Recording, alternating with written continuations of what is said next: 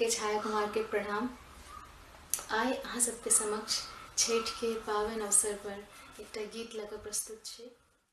तऽ आइ जे गीत अहाँ सबके समक्ष प्रस्तुत करऽ वाला छी से आइ के युग के बहुत जानल मानल रचनाकार श्री शिव कुमार झा टिल्लू द्वारा लिखित छनि।